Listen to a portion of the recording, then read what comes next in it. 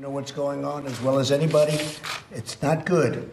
A small handful of powerful social media monopolies controls a vast portion of all public and private communications in the United States. And we know what they are. We don't have to name them. We're going to give you a complete listing. We're going to give you a signed copy of what I'm going to be signing in a couple of minutes, and you'll see exactly what we're doing.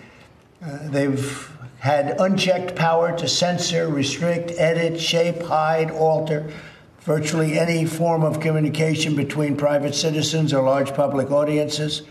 There's no precedent in American history for so small a number of corporations to control so large a sphere of human interaction, and that includes individual people controlling vast amounts of territory, and we can't allow that to happen, especially when they go about doing what they're doing, because they're doing things incorrectly. They have points of view, and if we go by that, it's actually amazing that there was a success in 2016, but we can't let this continue to happen. It's very, very unfair. And you look at the statistics and you look at what is going on, and I think everybody would very much agree with that, including Democrats, by the way. I saw quite a few Democrats are saying this is about time something is done. So let's see if they keep that decision after they hear that we agree with them.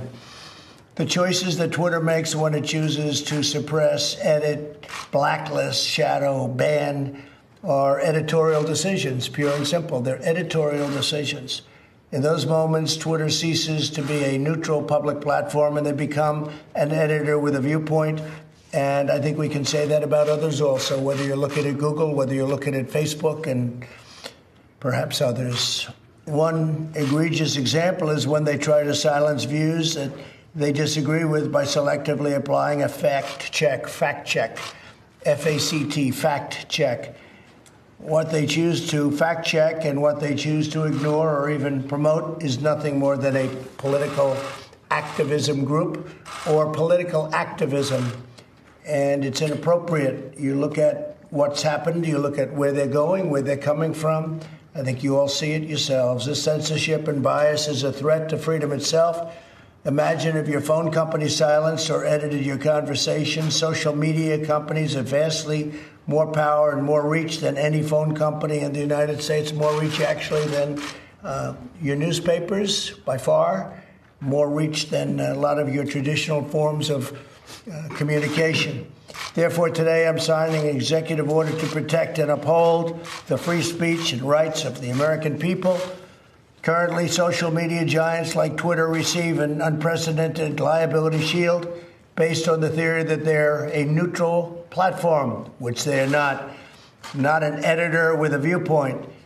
My executive order calls for new regulations under Section 230 of the Communications Decency Act to make it that social media companies that engage in censoring or any political conduct will not be able to keep their liability shield. That's a big deal. They have a shield. They can do what they want. They have a shield. They're not going to have that shield.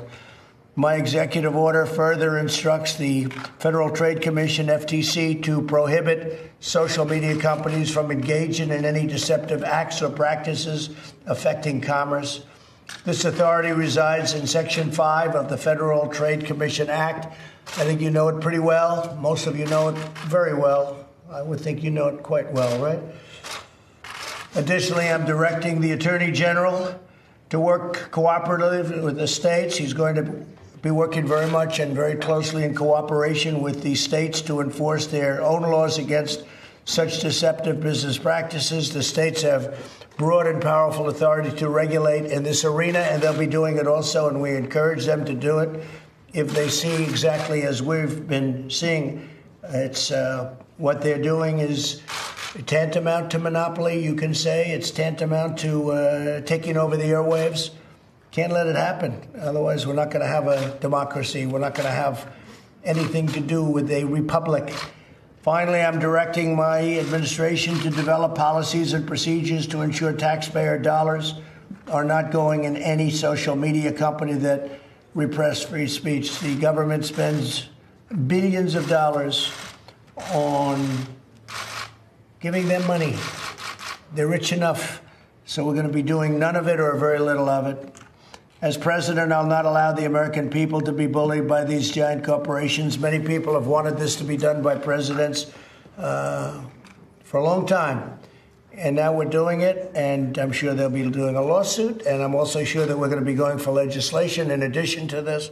And the legislation will start immediately. And I tell you, I've been called by Democrats that want to do this. And so I think you could possibly have a bipartisan situation. But we're fed up with it, and it's unfair, and it's been very unfair. And we'll see what happens.